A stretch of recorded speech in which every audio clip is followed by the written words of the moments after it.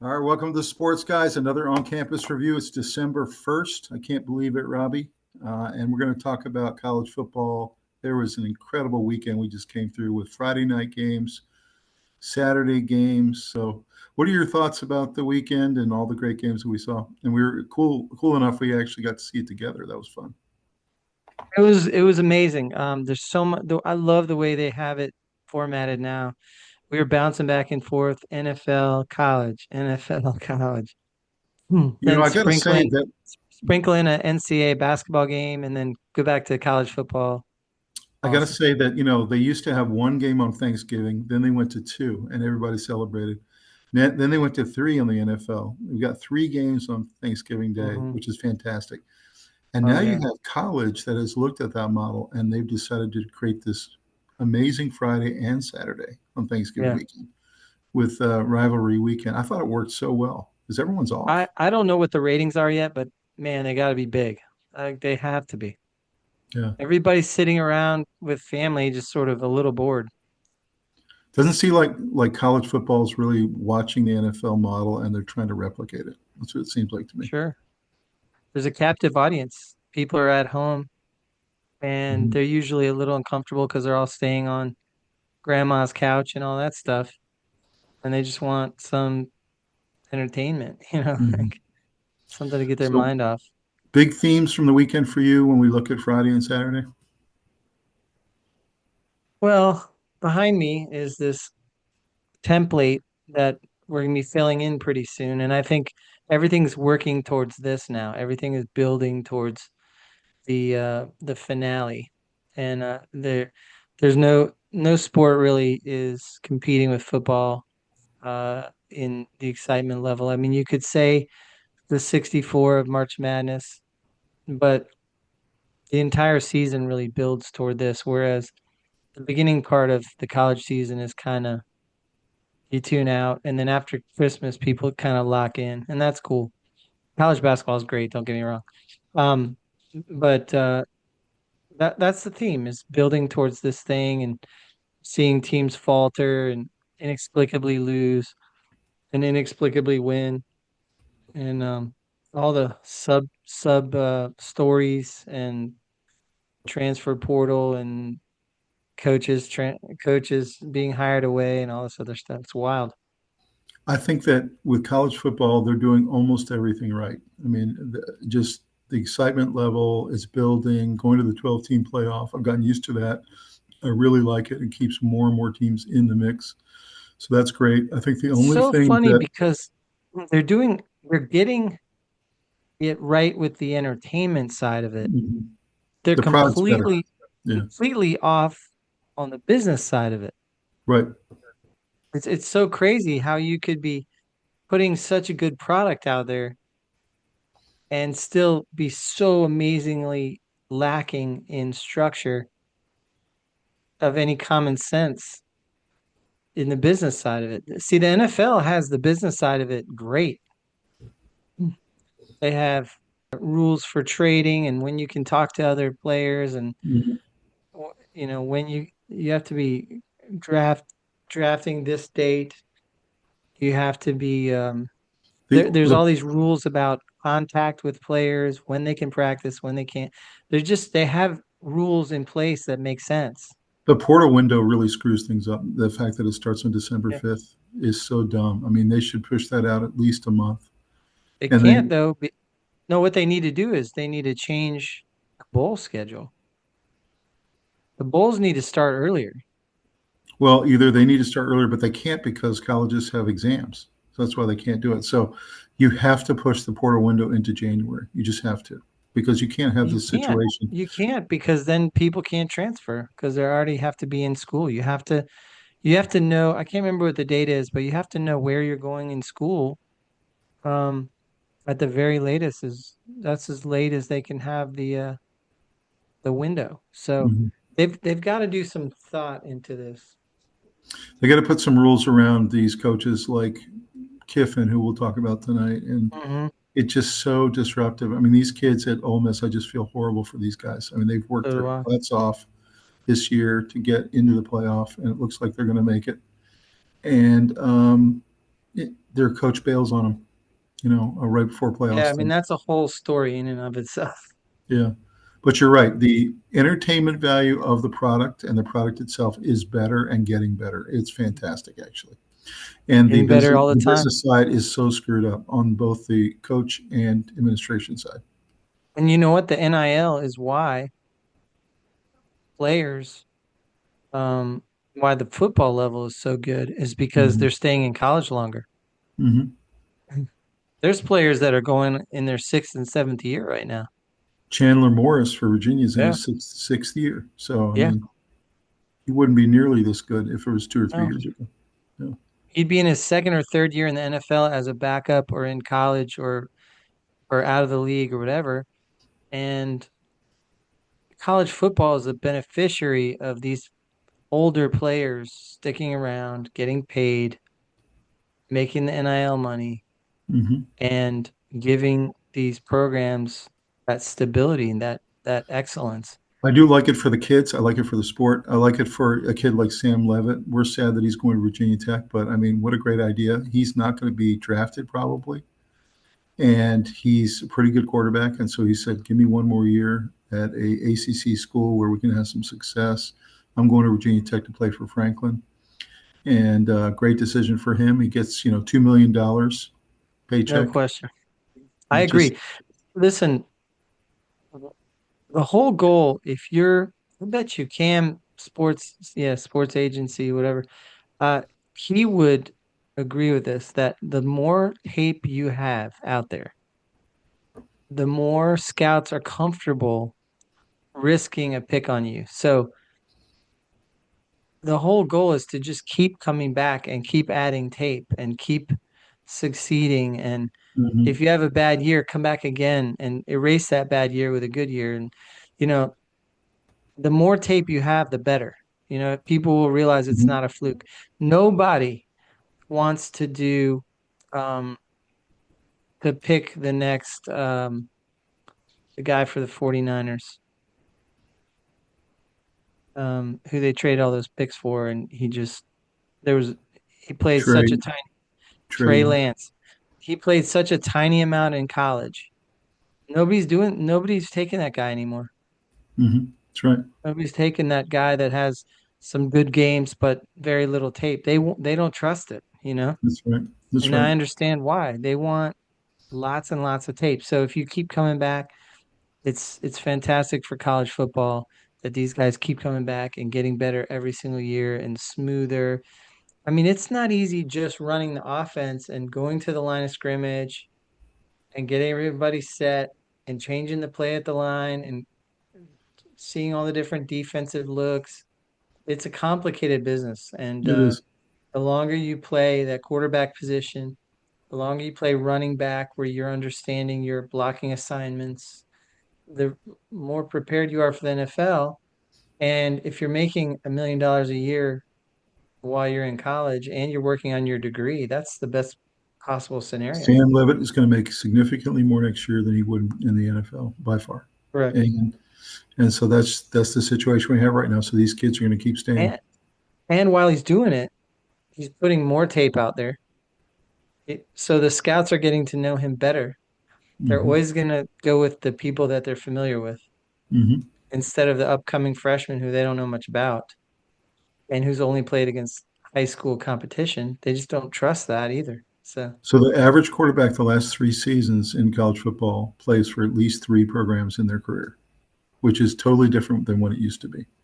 and that's crazy. But Yeah, that's right. I mean, I feel sorry for the high school quarterback coming out. Like, what do? I do too. You go to the lesser Mhm. school, you go to the Coastal Carolina or something, or not that I have anything against them. They're great. It's just, One it's other sort of thing I wanted the to next tier down. mention, one other thing I wanted to mention, because I was watching all these great games with you this weekend, was I've always talked about one of the things I love about college football compared to the NFL is the fanfare.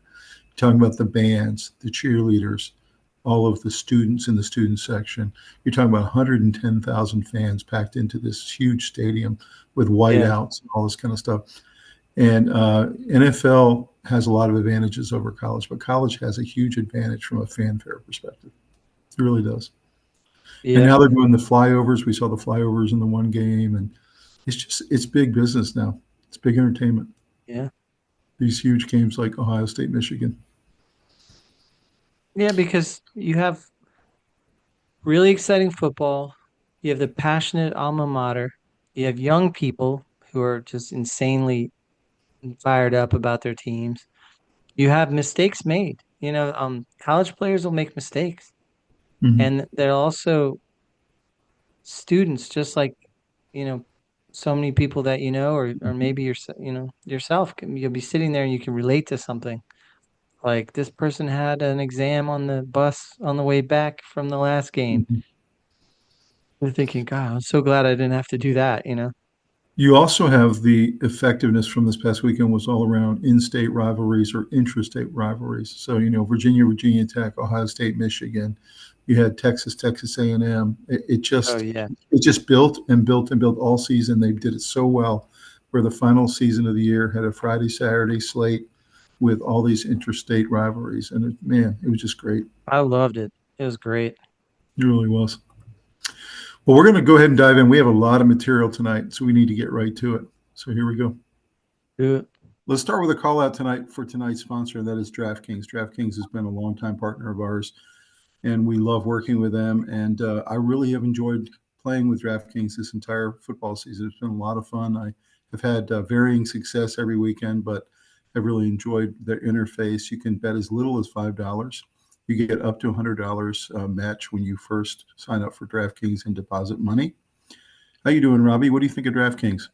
Great. Love DraftKings. I do the low end betting myself. I really enjoy doing games that I think are interesting and base it on whatever knowledge that I have about the game and the matchups. I certainly think they do an awesome job. They're real trustworthy. They're easy to very user friendly. I love the way their graphics are and their setup, and they always have cool specials sometimes. So I enjoy it. It's sort of like one of those fun little dabble hobby things, and I really appreciate their support of what we do here. And they're an awesome partner and really good group. What do you think about the juice it adds to the game? I mean, it really gives it that It little does. extra. I don't know what percentage it is, but it definitely, makes you watch it a little bit closer. I have a little rule that I don't bet on games that I care about, meaning I love one of the teams or something because it sort of skews my analytical abilities sometimes. But for the most part, it's really cool to really analyze deeply who's playing well, who's healthy, what kind of momentum there is, what matchups look like. There's so much cool stuff, and they give you this platform to see if you're right. It's really true. And, it gives you that same feeling that you get when you get with fantasy football. And of course, Yeah, DraftKings has daily fantasy football. They've got weekly, they've got the entire season. You can play fantasy football on them, or you can just place bets. So, whatever you would prefer, go check out DraftKings.com or download their app and deposit today. Have a check good them one. out. All right, so here is our on-campus review, December 1st. This is what we call championship season. This is our episode 91. So, Robbie, we got to just briefly talk about these four games coming up, man. The first one is the SEC Championship game. We weren't really sure even 2 weeks ago who was going to be in this game. The SEC is so scrambled at the top. You have about 8 teams that could realistically say they belong in the playoff, and only 5 are going to make it. And the two teams that kind of emerged from the mist were Georgia and Alabama. So, what are your thoughts about this game, about these two coaches, these two quarterbacks, and these two programs? Somewhere about 7 weeks ago, I felt like these were the two best teams in the SEC, and I realized that their record wasn't screaming that, but I just felt like they're the best teams in the SEC. Mm-hmm. Um, I feel like Georgia's offense isn't perfect, and Alabama doesn't run the ball quite well enough to be national champions, but I felt like they're so good in the other areas that they're going to beat everybody. So I kind of felt like the cream was going to rise, and they have. It's amazing because kind of saw this coming. I didn't see A&M falter like that, but like for instance, I'm not shocked that Texas beat A&M, but I thought they might be able to pull that off and It's stay up interesting you there. say that. It's interesting you say that because 2 weeks ago I would have told you Texas A&M was the best team in the SEC, and Georgia and Alabama were a close second and third, and that's where I felt it really was until I saw Texas A&M struggle last week, and then of course lose this week. So I think in the end you're right. It shook out to the point where we do have the two best teams. That's It what it was feels somewhere around 6 weeks ago, 6 podcasts ago, for our college like. review. I started saying Alabama and Georgia, don't sleep on them. They're getting better and they're really showing a lot. And Mm-hmm. they have a couple weird losses, but I don't know. Well, Georgia only has one loss, but um, I felt like both of those teams were really awesome. Mm-hmm. And Alabama beat Georgia, so that's something to keep in mind. But yeah, it's it's a good thing that those two made it, I think, for football.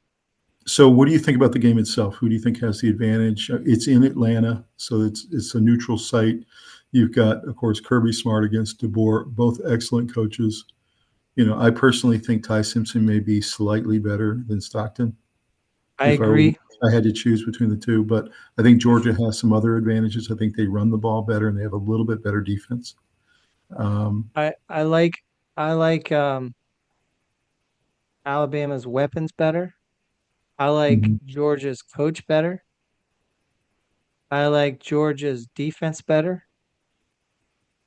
I like Their running game better too. Alabama's quarterback better. So I mean it's Mhm. very much different pieces. Um I like Georgia's running game a little better than Alabama's. Me too. It feels like But this year, the way Georgia's constructed, they like to run the ball. They like to slow it down. They want lower scores. They're not going to outscore anybody, and they want to beat you, late in the fourth quarter by 3 to 7 points. That's kind of Georgia's model. Whereas Bama would like to get more into a slugfest and get into a kind of 31-28 type game with somebody. That's what it feels like. So I don't know which of those models is going to actually win out in this game. It'll be really interesting to see. I don't know. I definitely think they've both been battle tested. I will say that a lot of the top teams have not really been that tested. Mm-hmm. So it's going to be really interesting. Well, let's go ahead and go on record. Who do you think is going to win the game? I think Georgia. You do. Hmm. So Alabama won the first time they played this year, Yeah. and I also think Georgia is going to win this time. I think it's really hard in this series to win 2 times in a row. That's just the way I feel about it. I think it's I'll going to be be. surprised if it's not a multiple lead change kind of game. I think so too. I think Georgia actually scores a little more than we've been seeing them score, and I think it's like a 24-21 type game. I think And I it's going think, to go back and forth. It's going to yeah, be someone's going to kick a field goal, then someone's going to score a touchdown. Then right. someone's going to score another touchdown and go up 10-7. And then it's going to be like, I think it's just going to be really close like that. And through the whole game, you're not going to really know who's going to win. Exactly. I think But it's if going to be a one great game. blows out the other, I'll be surprised. You think about all the things that have been added to college football since just 10 years ago, Robbie. Okay. First of all, you have these early matchups like Ohio State, Texas. That never used to happen.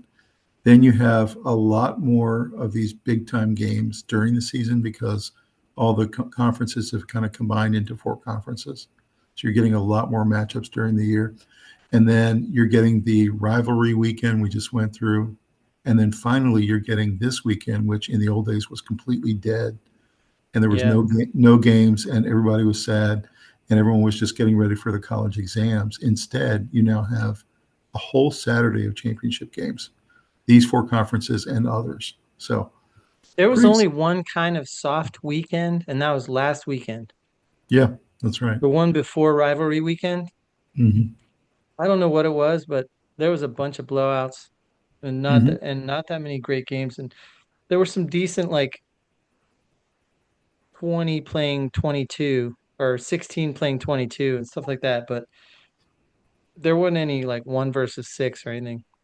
Um, And that's okay because what it did was that's okay. it was like the appetizer for this incredible weekend we just went through Yeah.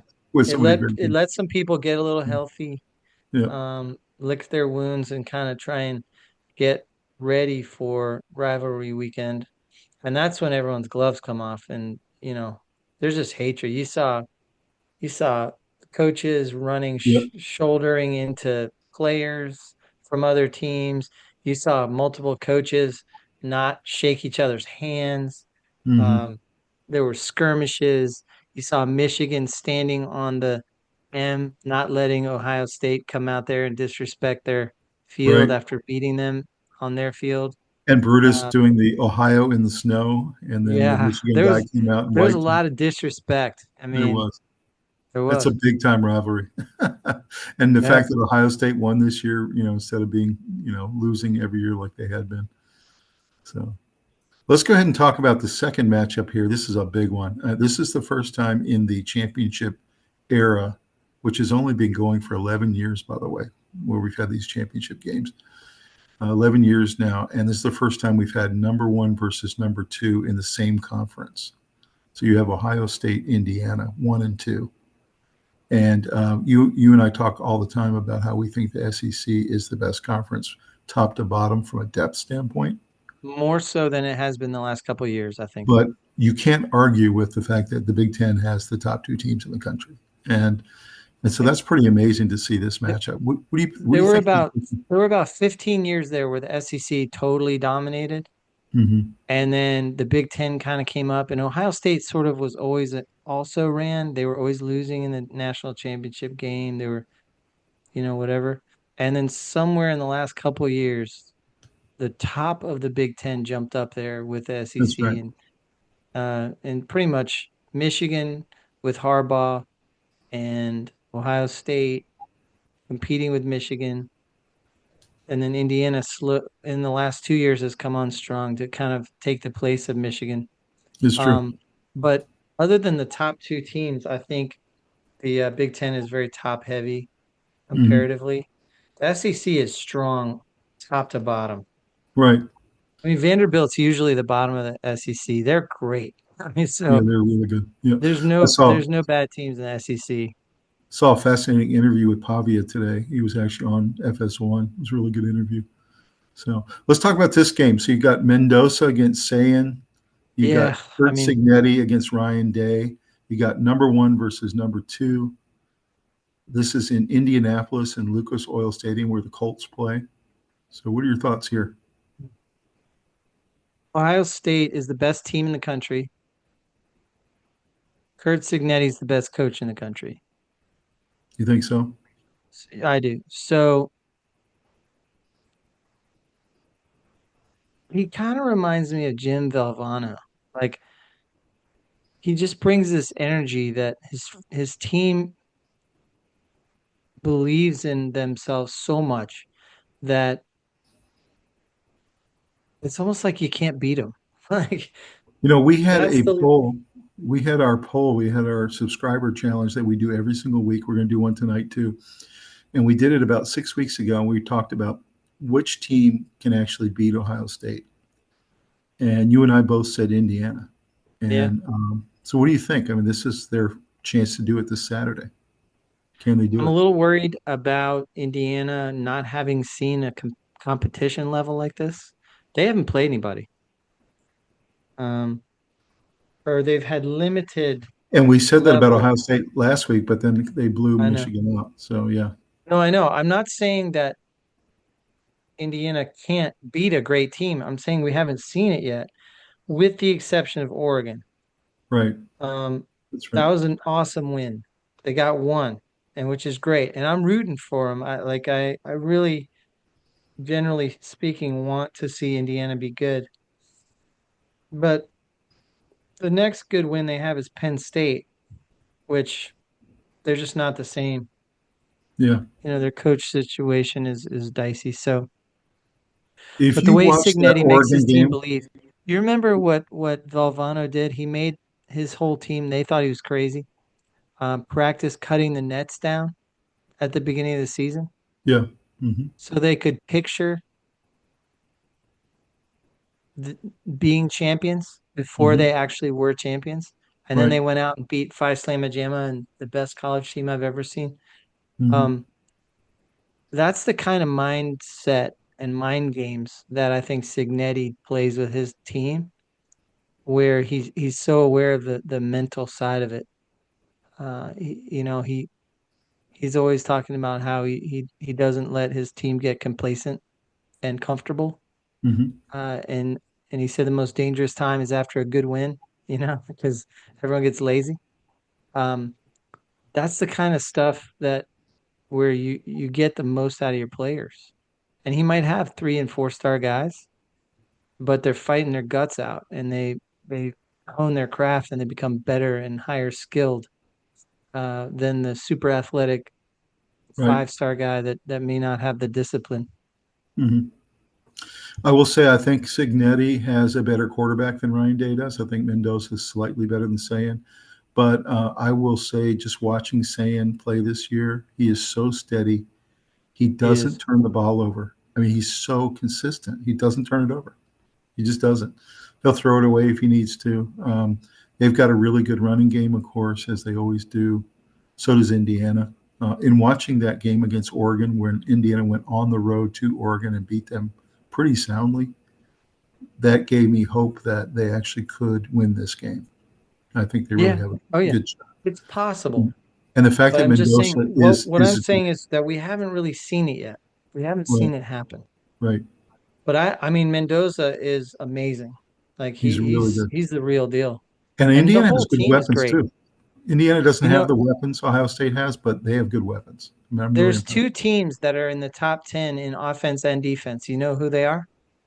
These two. No. Indiana and Oregon. Hmm. There Now, you go. Indiana competition is questionable. They did beat Oregon, which was a huge win, huge signature win. And then they held serve against a bunch of lesser thans, which is not as easy as it sounds. Hmm. Usually people slip up unless you have a head coach that can get inside your mind and really keep you focused. Um, Keeping, what do they say? Keep the main thing, the main thing. Hmm. Um, and then beating Penn State, that was a big one because that was at Penn State. Even though the talent level in Penn State slipped a little and their motivation level slipped, they were thinking national championship in Penn State, and then they No just doubt. kind of slipped away. No doubt about it. Um, but Oregon, they had some tough games, but they beat Iowa, USC, and Penn State Hmm. in overtime. That was a tough one. So Um, I think Signetti's the better coach. I think Mendoza's the better quarterback. I think Ohio State has better weapons. Ohio State has a slightly better defense, especially with Caleb Downs. But I really like Indiana's defense too. you know I what was think the wild in that? You know what was wild in that Ohio State Michigan game? First quarter, Michigan was really getting a lot of pressure. They were fighting hard, but you could see the game wear on. hmm Ohio State offensive line started to dominate. is true. And that showed me that they may not be beatable. Like, Hmm. I mean, I'm not sure. If you have the right game plan, you have the right coach like Signetti, you can do it. But the likelihood is very low. I feel like there's a couple teams that could beat Ohio State this year. I'm not saying they will, but Indiana's Yeah, one of them. They're yeah, for definitely one sure. of them. They have the roster to do it. I think Georgia and Alabama are also the other ones. I think they could, 100%. Yeah, on the right day. State 10 times. I think they beat anyone in the country 7. No, I agree with that. Yep. Yeah. So it's time to go ahead and go on record, Robbie. Who do you like in this game? Mhm. Um, Neutral field. in a dome.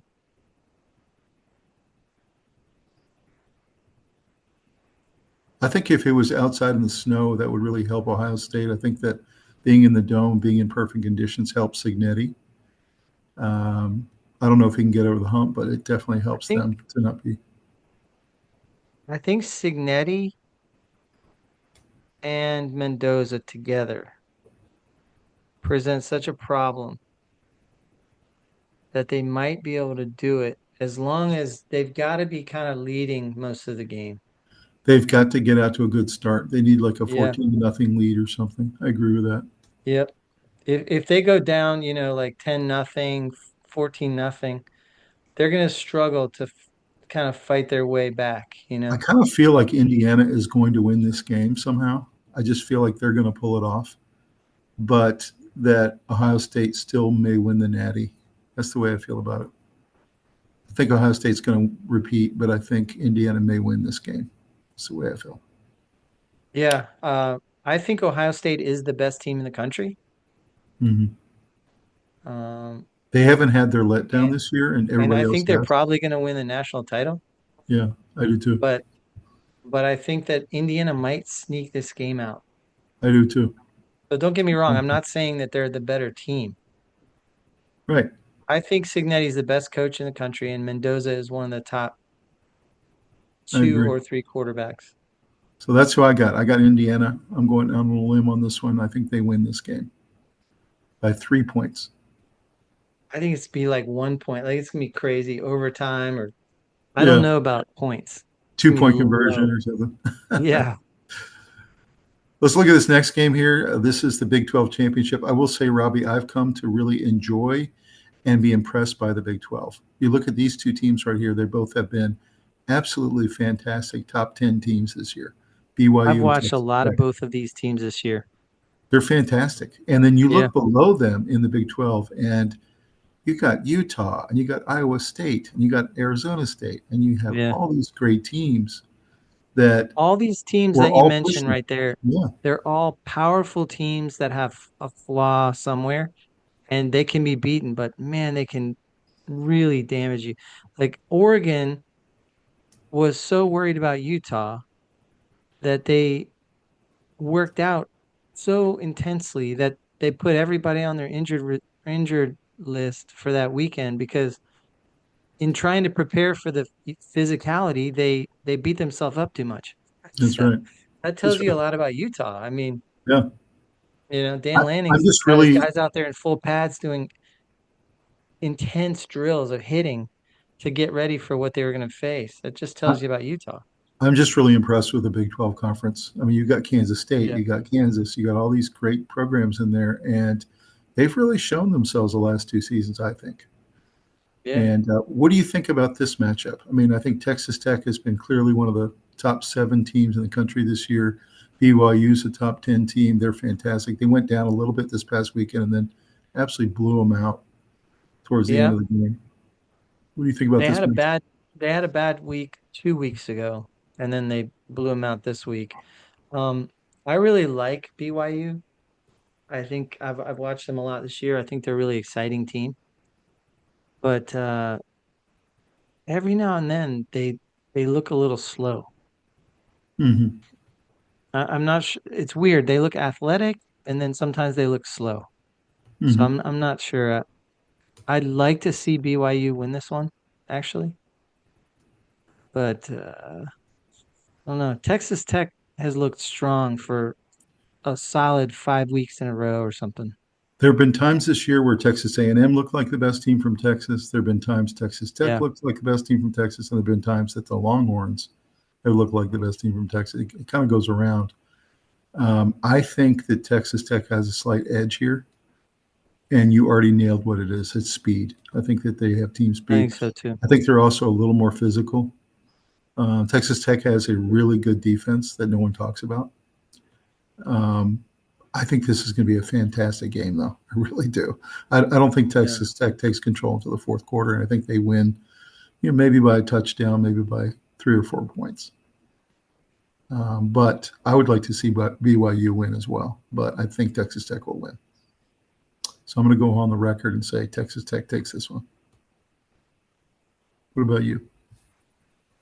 Yeah, I think I sure have enjoyed uh watching BYU this year. Texas Tech is definitely super athletic, and they've been pummeling people.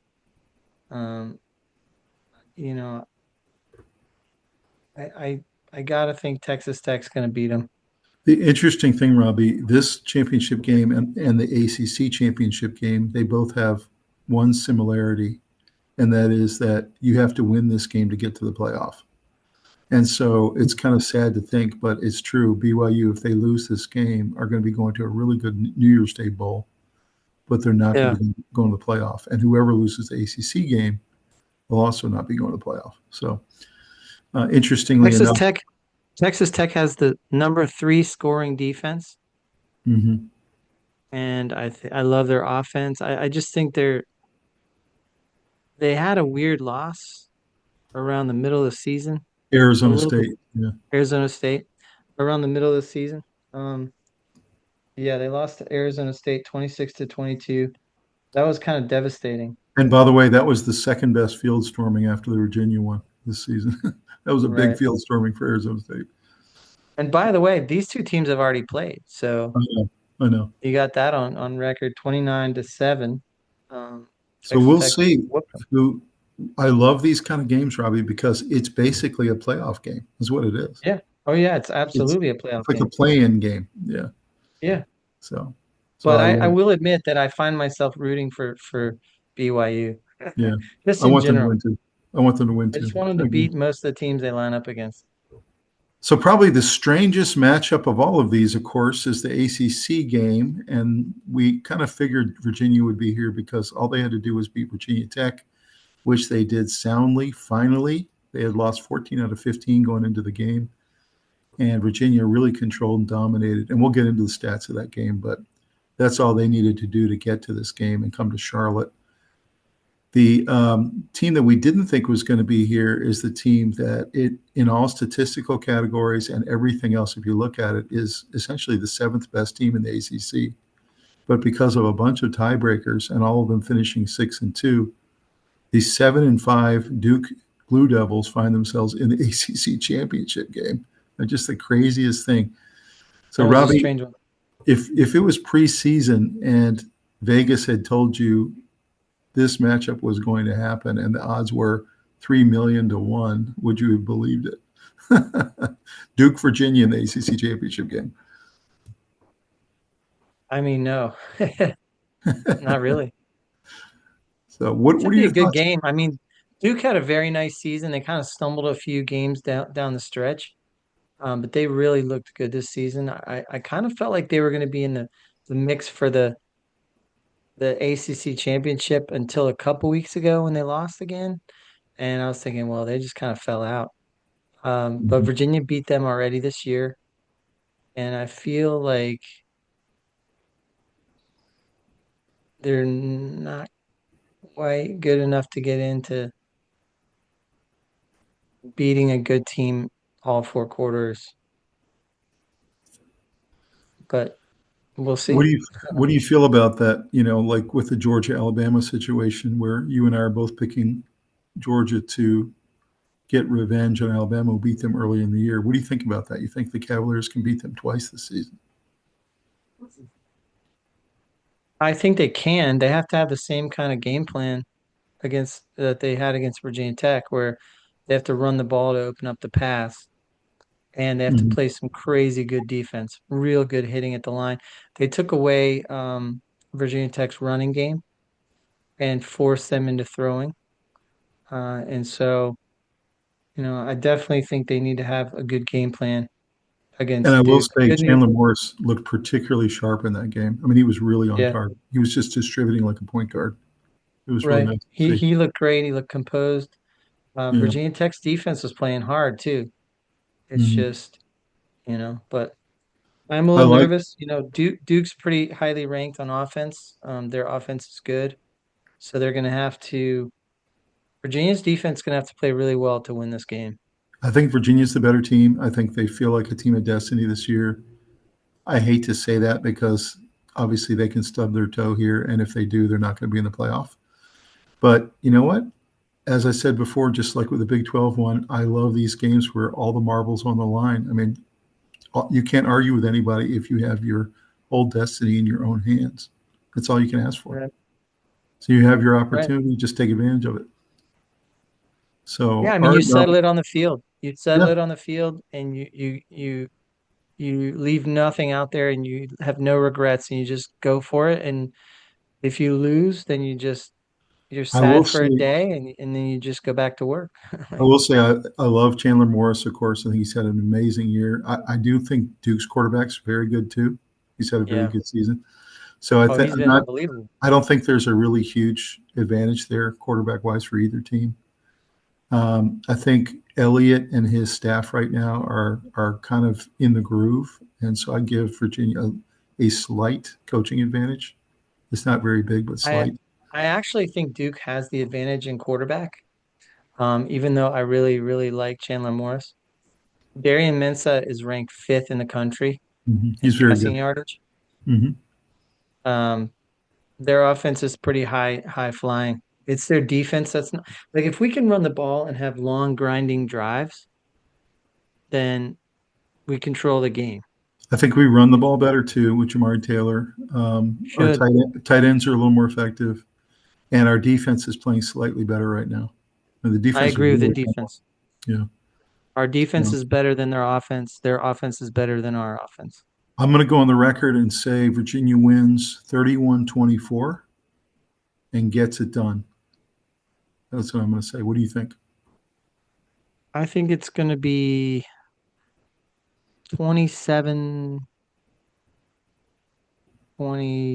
Okay. Virginia wins. Okay. Very good. Guys, drop us a comment who you think is going to win all four of these championship games this Saturday. Let us know. And by the way, how do you like that Happy Thanksgiving Virginia helmet graphic? Yeah. Happy Thanksgiving to all you guys. Hope you had a great one with your families. It was really good quality family time for hopefully everyone out there, and we sure had that.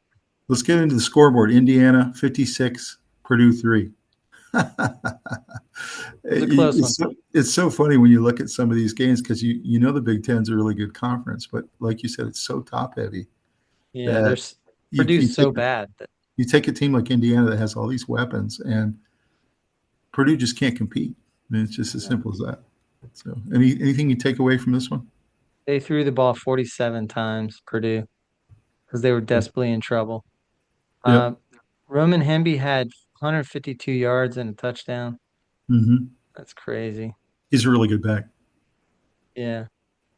Yeah. No, I mean they steamrolled them. It felt like a tune-up for the championship game. What it felt like. It was wild. Indiana's defense didn't have that much sacks or anything, but they had 10 tackles for loss. That's right. Is I there mean, that's anybody has done a better job in the last two seasons than Kurt Signetti? no, I think he's the best I don't coach in think the so. country. He took Purdue, a they, program that they was a forced joke. Purdue to punt 8 times. They Can you literally imagine? he and his program comes in, and in 2 seasons they take a program that was a joke in the Big Ten, Yeah, and they're now a total powerhouse yeah. in 2 seasons. Pretty remarkable. This next game, you and I watched together. It was a lot of fun to watch. I didn't know which way it was going to go. It was in Austin, so it gave the Mm. Longhorns a little bit of advantage. You and I last week, when we looked at this game, said that that could be the difference, is that it was in Austin. And I was impressed with Texas. I was impressed with their defense. A lot of their weapons really stepped up in this game. I thought Arch Manning played really well. Texas had a couple turnovers, and they got some sacks, and they got some pressure.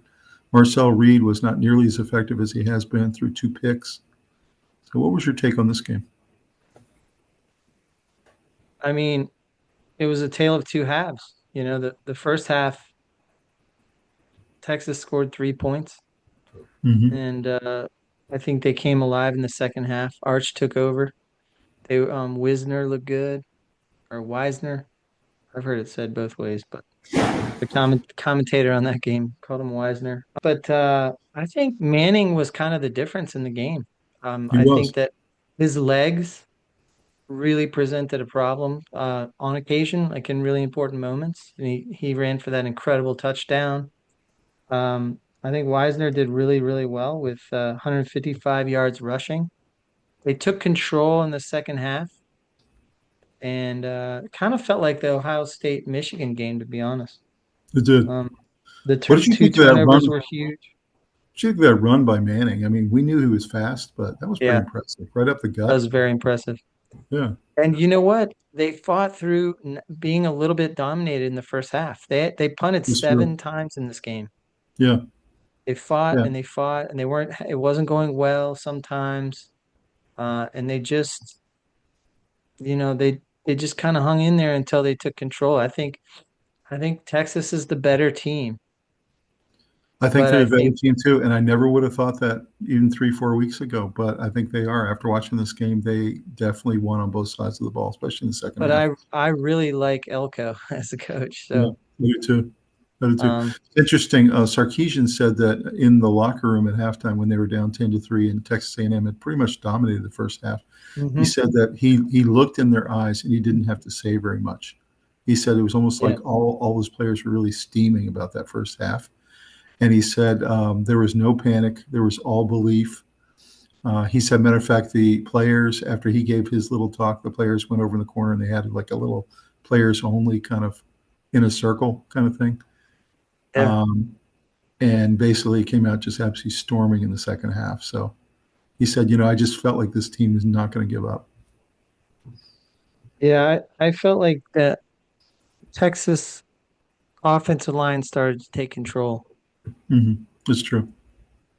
They didn't look great in the first half, I'll tell you that. Arch was running for his life, throwing the ball away. Like it was an ugly one. What a But great game this really was, though. exciting game. I love It to see was. it, a comeback and a Think about swing if of you're an 11-0 Texas A&M team, you're 7-0 in the SEC. You're very close to getting to the SEC championship game, but then you have to go into Austin to play Texas. I mean, ugh. yeah, it's tough. They can't look forward to that. Mm-mm. That's, All that's a right, tough. all right, all right. That's a tough one. So next one was Georgia Tech. Georgia Tech had to win to keep their slim playoff hopes alive. This is a really tough task, although it was at Georgia Tech, which is interesting. Georgia kind of controlled the first half, had a really nice lead at halftime, and then essentially couldn't do anything in the second half. This was an incredibly low scoring game. The defense has really dominated on both sides of the ball. And Haynes King couldn't get much going. I didn't think Stockton looked particularly good either. And it really was kind of a defensive struggle running the ball, lots of punts. What were your take on this one and Georgia Tech coming up short of the game they had to have? Um, I felt like there was a pretty big disparity in talent. I think Georgia Tech had a lot of good discipline. They fought hard. They could run the ball effectively. But I just think that the 5 stars that Georgia has beat most teams if you play long enough. Like so, um, it's Georgia's 8th straight win against Georgia Tech. No surprise there. Any They get concern they get about better talent. any concern about Georgia's offense that's been kind of sputtering the last couple of weeks and Yeah, it, going it in? hasn't looked great. I like Yeah. Stockton a lot. I think that he's a good quarterback. I think he's a good leader. Um, and Georgia's running game got going eventually, Because 108 yards. you pointed out Georgia doesn't have the wide It's receivers that crazy. Alabama does, right? No, no. So I I do don't feel know. like I do feel like Haynes King outplayed Stockton. If you look at their numbers, he outplayed him, and I think he had more to contend with and fewer weapons to work with. So in Although he that threw that way, really bad pick, which might have been the yeah, difference in the whole game. he did. If they were I don't driving. know if it's the difference in the game. I think he was trying to make a play, Yeah. but He uh, doesn't yeah, throw many. I will say, just tipping my hat to Georgia Tech, they had a fantastic season. They're going to go they to a did. good bowl, and Haynes King's a really good player. I really like Yep. watching him play. And I think this was a little bit too big a task to ask them at the end of the year to try to beat It was Georgia. tough. Yeah. Georgia is fighting for its playoff life, and Hmm. I don't know. I think Haynes King played really well overall. Hmm. Uh, Ugly pick, but you know they kept it as close as they could in all the stat categories. They gave him a good fight. You know, Yeah, that's all you can do. yeah. they actually doubled Georgia in yards per pass. So That's right. So Ole Miss beats Mississippi State, another interstate rivalry. There were so many great games this weekend. It was so fun to watch. This was, we didn't know it at the time, but Lane Kiffin's last game with Ole Miss, 38-19. we had Chambliss some plays, idea. Chambliss plays fantastic. My goodness, that guy's good. If you look at him from the Yeah, beginning of the year to now, how much he's grown yeah. as a field general, it's been really He's an amazing. excellent quarterback. And they've got Macy, who's a great back, and they've got this kid Alexander. They're really loaded, man. I really feel bad for them that they don't have a coach going into the playoff. But any Yeah, thoughts about it's this terrible. game? Well, I think Lacey, like you said, what a running back he is. I think they had a nice balanced attack, Ole Miss, which allowed them to just keep Mississippi State sort of guessing. Um, Defensively, they played well, 3 sacks, and they just kind of dominated, and Mississippi State has been incredibly competitive this year for their record. very competitive. Lost a lot of And, games, but real close. yeah, and yet Ole This Miss wasn't close. just outclassed them. They're just much Yeah, better. yeah. Really impressive, Chambliss. What do you think's going to happen to Ole Miss now that they don't have a coach and they've got their interim guy and they're going to try to make a run at this thing? Do you think they can get a little bit of a rallying effect, maybe? I mean, that does happen. I know that that's what they're hoping for. I just don't know that that's what happens. I Yeah. mean, do you really believe when you're in the foxhole, when your general walks out on you? Like, I don't know. No, the railing effect does happen, and it usually happens for like It does. one game, but It you can't does, but sustain it over 4 games. I'm Yeah, not sure it'll happen here yeah, because you're going to get, you know, potentially outcoached right. because your other We'll guy's see. trying to figure out, who's in charge of the filling up the Gatorades and who's like Well, you got there's a your, oh, lot to being a head coach that has nothing to do with X's and O's on a chalkboard. and when you have And your interim guy up against Kirby yeah, Smart, it's just not he's really a taking on fair. all these new responsibilities Yeah, with, very little notice. that's right. I think they may have a rallying effect and may end up winning like their first round playoff game, something like that, and then they'll fade without the coach. So that's what I think. I think they might win their first game. All right, so next game, Utah takes on Kansas. They beat them 31-21.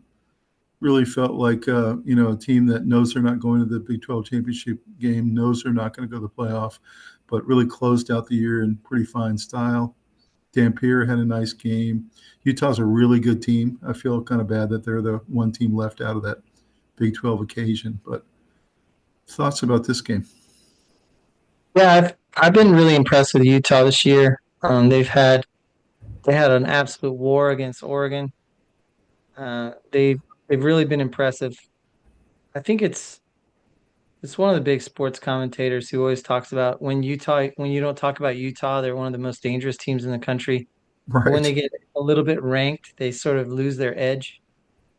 It's kind of interesting. The I don't know if psychology of you can. I don't know if you can call 10-2 losing their edge, though. I mean, that's a fantastic season for no, anybody. I Yeah, think they stayed mostly out of the limelight all year. That's why they were yeah, pummeling people. right. That's Um, right.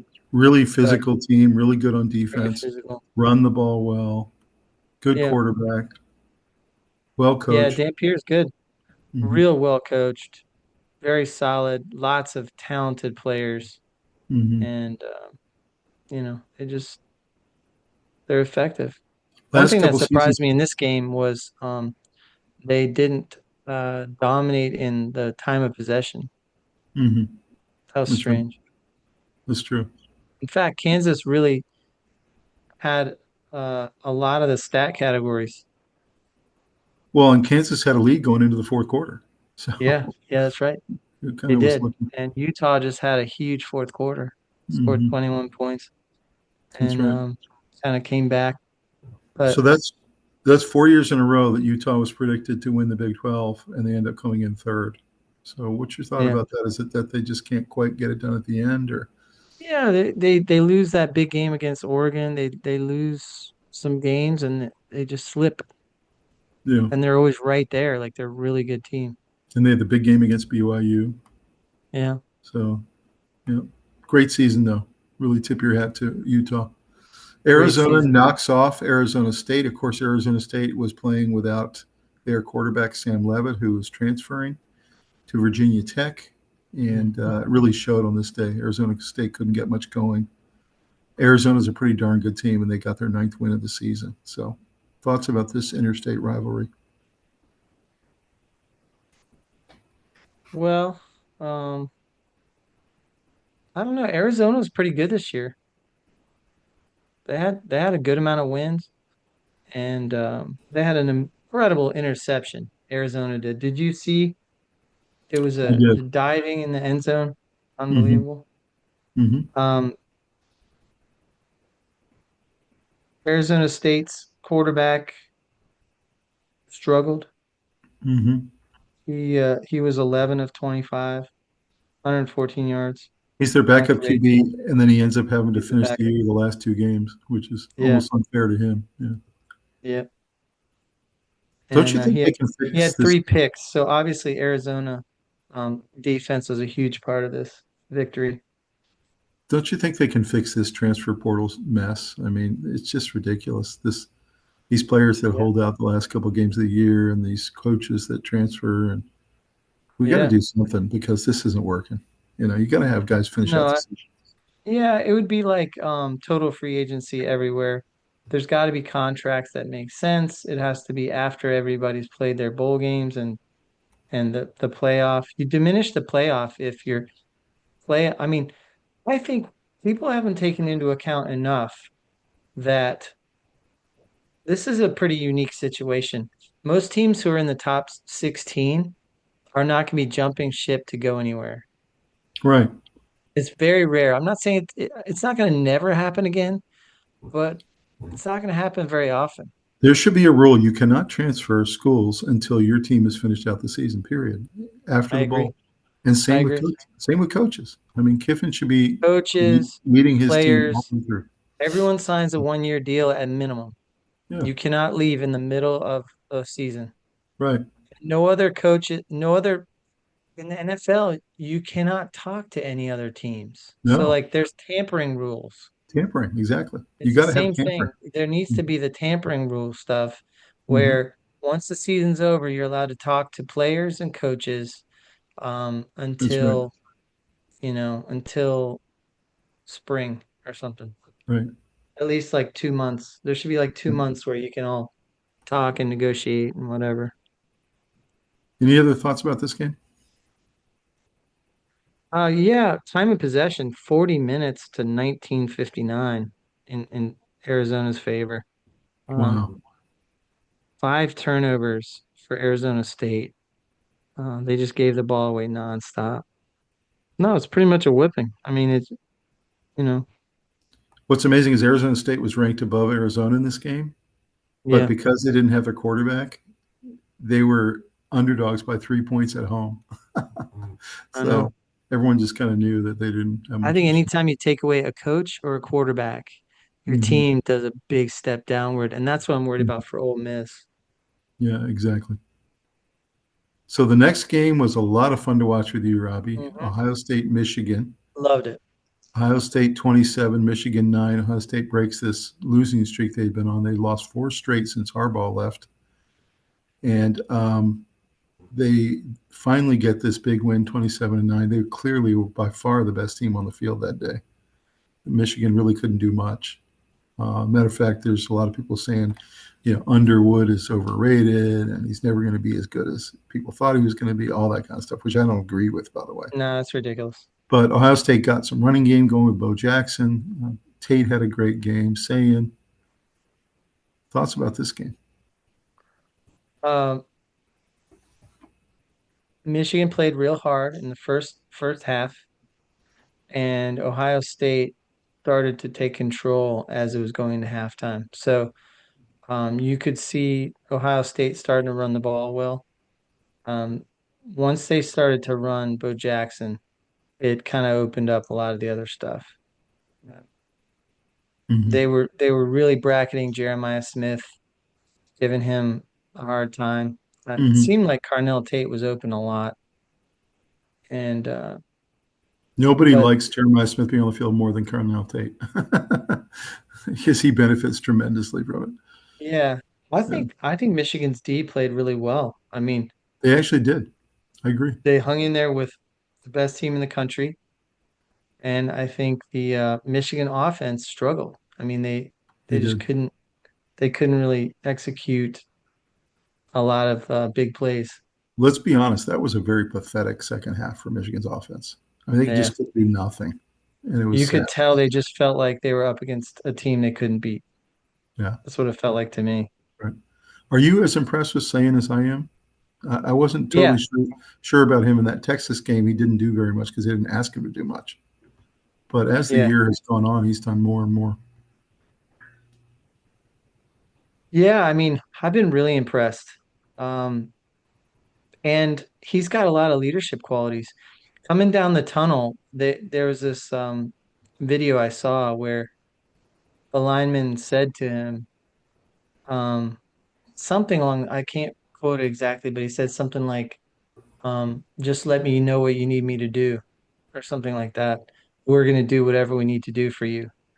Um, his troops will fight for him, you know, and he's a smaller guy next to this massive lineman who's Hmm. sitting there saying, "I'm going to protect you," and saying just was like, "All right," and he's a freshman, you know, He's fresh. He's 19 years old. You know what's crazy, Rob? He has the he's one of the maybe most poised freshmen I've ever seen. he has such a baby face. I mean, he looks like Yeah, he's like a sophomore in high school. That's what he looks like. And yet, then he gets out there. He's so poised. He's so calm. He's so relaxed. He runs the offense. He's very efficient. He doesn't make yeah. mistakes. He doesn't get really emotionally high or low. He's He's real everything Ohio even. State needs. He just Yeah. is that real steady force. Yeah. He's almost like robotic. Yeah. That's right. Um, Yeah. yeah. Really You impressive know, win. the most talented freshman quarterback I think I've ever seen, I think was probably Trevor Lawrence. I think. The Mhm. most poised one, I believe it might be Saiyan. I think so too. He's poised. Yeah, it's pretty wild to watch. I think Yeah, Johnny Football was pretty darn good his freshman year when they beat Alabama. But yeah, there's some yeah, great ones out there. yeah, So congratulations, Ohio State finally got it done, and Michigan goes back to the drawing board and figures out going into next year what they can do to get a little bit more offense because that's been their problem the last two seasons. This year was a little bit better, but still not quite good enough for them to get into that championship mode. So yeah. There's next. a couple of things from that game. That was the fewest points Michigan scored since 2010, Hmm. and that's hats off to Ohio State's defense. Also, there's been a lot of talk about the Jeremiah Smith fumble slash touchback Hmm. slash touchdown. Hmm. What were your thoughts on that play? I know what mine are. Man, it's almost like every angle you look at it, you have a different decision. Like, oh, that looked like it was a touchback. Oh, that looked like it was a touchdown. Oh, that looked like it was a fumble. Um, I personally believe it was a touchback. That's what I think. But really, you could see how it'd be that close that you'd have different opinions. What do I you thought it was think? a touchdown. I thought it was a You do? touchdown.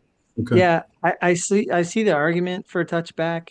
Hmm. Um, but I felt like he bobbled the ball crossing the goal line, Hmm. got control of the ball, held it for a split second, and then touched his foot out of bounds. He Yeah, I felt crossed like the he. plane with control of the ball. I felt Touchdown. like he didn't have control of it long enough before he stepped out. But that was just me. So. Yeah, I feel like he did, but just by a split second. Hmm. Yeah. Because he broke the plane and started to head out of bounds, yes. But he didn't step down until he had fully controlled the ball, It in was a my really opinion. close play, and I was okay with whatever they decided. Like it was that Yeah. close. So Yeah. yeah. So this next game, Texas Tech tears West Virginia apart. It's the first time West Virginia's been scoreless in 13 years, 49-0. And so I think Texas Tech's ready for the championship game, Robbie. Yeah. What were your Yeah, thoughts I about, watched a about good this one? amount of this one. I kept thinking West Virginia is going to fight their way back here, because they have a bad record, but they played tough this year. It has some They had pride, a yeah. big win against somebody, Pittsburgh. Pittsburgh. That Hmm. was it. Um, West Virginia's got some players, and it didn't look like it on that day. Hmm. I mean, it was a total domination. Um, I mean, Morton Texas Tech is awfully good, Robbie. Morton looked great.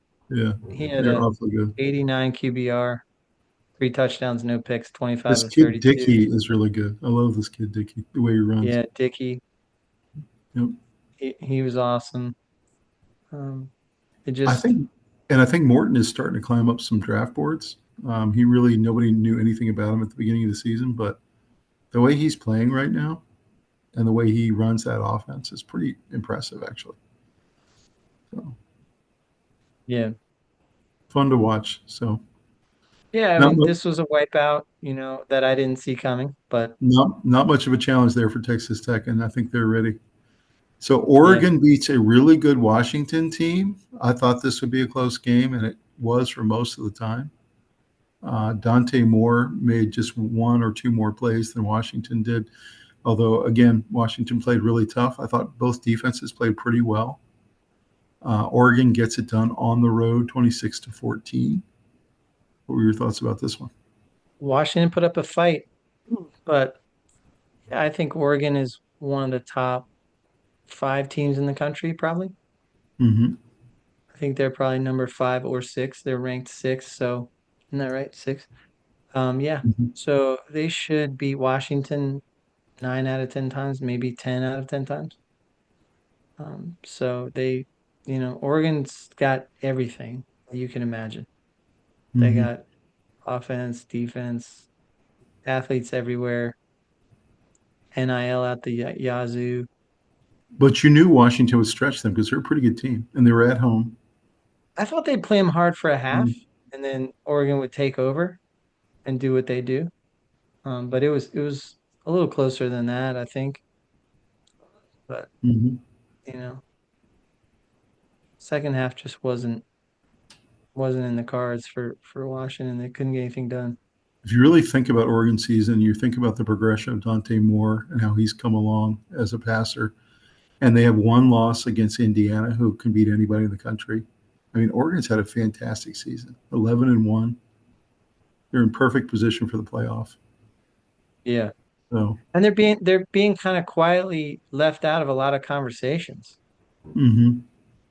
They're not being talked about as one of those top teams, and they should be. You can't Um, tell me that anybody who draws them in the playoff, whether it's first or second round, is going to be it's a happy nightmare. because they're just a really good team. And by the way, Dan Lanning, to me, is one of the top three coaches in football. Yeah, they have a balanced attack, and their defense is great. I mean, they had 4 sacks in this game, and they just kind of did anything they wanted. Dante Mm-hmm. Moore just looks really good. So That's right. they had uh, they had 2 picks. Just even their kicking game is strong. He hit 4 field goals Mm-hmm. and 2 extra points, and so I mean, And they just feel well coached. It's not just Lanning, but it's also his staff. Like he has really good yeah, coordinators, and they're just a great operation. You he, know, yeah, he runs a tight ship, Dan Lanning.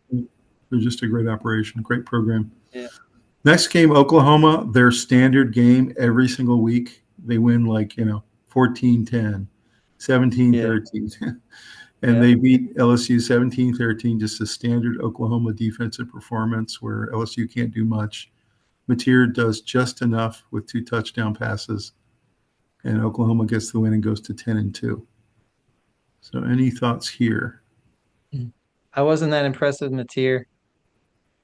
Uh, he had 3 picks. Mm-hmm, he did. I think he's kind of hurt himself this year a little bit. Could be a little. Although there have been times where they need him to do something and he does step up, either with a rushing touchdown or a passing touchdown. He does Yeah, make mistakes. Um, feels like he needs more seasoning after this season. yeah, I think so. But Yeah, Oklahoma's that guy awfully. Satania. Yeah, that's right. Isaiah Satania. He Yep. had 121 yards receiving and a touchdown. He looked great. Mhm. You did. But Oddly, Oklahoma, Oklahoma's D played tough and they had 0 sacks. yeah, So hats off to LSU's offensive line. that's right.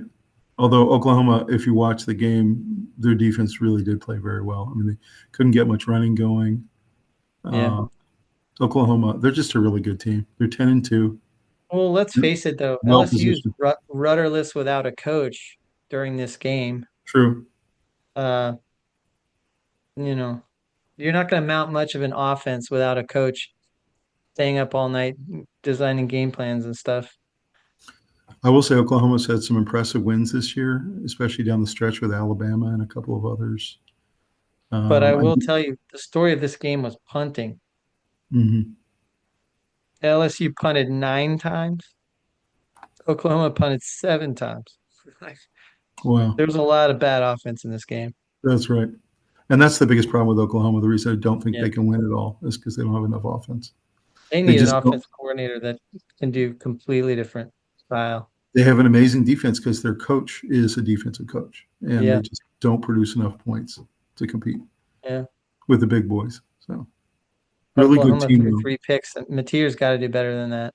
Really good team, really good season, and they're going to go to playoff, but I don't think they'll go very far. So Yeah. Notre Dame in their standard rivalry game with Stanford that they do every single year, not a contest, 49-20. Carr, a really nice, efficient game. They ran the ball all over them. So takeaways on this game. There's not much takeaways on this. I mean, Stanford had a very disappointing season, and I just think that there's not much to report. I mean, ours had a very nice freshman season, incredibly good, and they're very loaded in talent. Jeremiah Love is the best running back in the country. I think he's ranked third or fourth to some of these small division school guys who've racked up a bunch of yardage. But he's the best running back in the country. Probably Oh, should win the Heisman. probably. I was watching this broadcast, and the two guys were remarking, who were the announcers, were remarking that Notre Dame has two really good tight ends this year. And I was just thinking to myself, yeah, it's tight end you. Every year they have They've got a great tight end every year. yeah, Yeah. And he's like, they've half got the two of them NFL this is year. tight ends from Notre Dame. If It's you're a like tight end, saying you Notre gotta Dame know. has an excellent left tackle. No Yeah, way. they've got two Really? really good tight ends. I'm like, oh, yeah, of course. Of course they do. So they went 0-2 to start the season, and they win their last 10. Yeah. So that's pretty darn impressive. They lost to Miami. Yeah. So thoughts about how they finished the year? Oh, I think they look great at the end of the season. That's why they're probably in the playoff, is how they were pounding people. But, Mm-hmm. big debate is should they beat out Miami when Miami beat them head to head? Yep. I'm really interested to see when they do the announcements of the bracket that's behind you right now, Yeah. all the reasoning they give for the people that are in, the people that are out, because there are going to be several programs really disappointed. I will tell you that would you rather see Notre Dame or Miami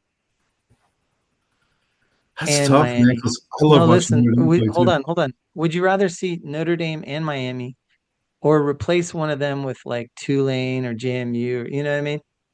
And Miami, I think Miami and obviously. Notre Dame need to both be in there. Like, Yeah. let's not let's not fool around with bringing JMU in, or no offense to JMU, great season, incredible season.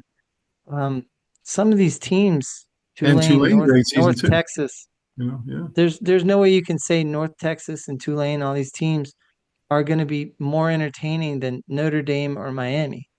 No, I agree. 100% You agree. know, But they did it because they wanted it to be representative. I They know, wanted to have I one get group it, of 5 spots. So but let's have the viewers out there. Take a look and what do you think? I mean, who should go in, Miami or Notre Dame, or both go in and push out one of the smaller guys? it's a really good question. What's better, more compelling television? So this next game, Alabama takes on their interstate rival. This is a true hatred, Robbie. between these two. Yeah. Every year they play the Iron Bowl, which is in Birmingham, Alabama. And this year, Alabama won 27-20. Clearly, I thought they were the better team, although I will give Auburn a lot of credit. They fought very hard. They also don't have a coach right now. I So know. all these teams that are fighting hard with no coach is pretty crazy. But what's your takeaway here and the fact that Auburn almost got this one done, but Alabama held on? I've been impressed with Auburn all year. I watched them pounding teams and dominating teams at halftime, and I'll tune away from the game and I come back and they lose. Um, Inexplicably. They They had can't one of close those games. nightmare Yeah. seasons where they actually were good, but they lost a lot of games. Yep. Got to tip your hat to Ashton Daniels, their QB. He's He good. threw the ball way too much, but he had 108 yards rushing, He did. and that's unstoppable. He's an athletic kid for sure. Very athletic kid. And Mhm. Malcolm Simmons had 143 yards receiving and a touchdown. You know They what I realized definitely, in watching this game? The reason Alabama's better is they were just more efficient in this game, both offensively and defensively, yeah. and special teams. They just, in all three Auburn phases, were just Auburn more played efficient. pretty tough on defense. They had 3 sacks. hmm Definitely had some hurries.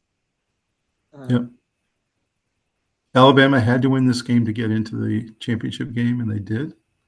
mhm. Finished 10-2 and 7-1 in the SEC. So, and next year, of course, Auburn will have their new coach. So we'll see what happens. Any other Yeah. thoughts on this one? Not really. Auburn turned the ball over twice, and that was one of the biggest differences in the game. hmm Um, there were a couple categories where Auburn dominated, like third down conversions. I hmm mean, first downs, in general. And on third down efficiency, 8 of 19 for Auburn. They had 19 third down opportunities. Right. That's a lot. Doesn't it feel like this is a big brother, little brother situation? Like Auburn always is looking at Alabama like they're the Yeah. big brother, and they I want to beat felt up like the big Auburn brother, was really close this year to being good. and yet they're 1-7 in the SEC. So the Right. only time Auburn's really ever been good is when they have like a Bo Jackson or a Cam Newton. The year Cam Newton Yeah, was special in player. Alabama. Yeah. Yeah. Otherwise, they always feel like the little brother to Alabama, and I know that But they it don't. always feels like their roster has a lot of talent on it. No, they're really Where good. Yeah. you'll see guys like getting weird interceptions, taking it back to the house. Like I don't hmm know, Auburn, they kind of remind me of Virginia Tech. hmm A little bit. The They Virginia just Tech kind of of SEC. Yeah. yeah, every year they just kind of beat some people that they surprise people. So BYU beats UCF in a game that Mhm. they were down 14-0 in, and I was kind of stunned when UCF went out to this lead in first quarter. BYU just comes blazing back and show that they're clearly the better team. They had to have this game to get into the Big 12 championship game against Texas Tech. So they really show what they were made of, I thought, in the third quarter when they just went off. Yeah, it was weird. UCF definitely we watched some of this game and I couldn't believe my eyes that UCF was fighting like that in the first quarter. 14-0, they were dominating. And BYU looked a little lost. the coaches of UCF is Scott Frost, who used to coach Frost, Nebraska. yeah. It's pretty good Nebraska. coach. Yeah. Yeah. But yeah, Bachmeyer came alive, ended up being 21 of 25 with a hmm QBR of 86.9. He had a touchdown. He looked hmm great. And I think that the better team definitely came alive in the second half and took over. Well, actually, second quarter.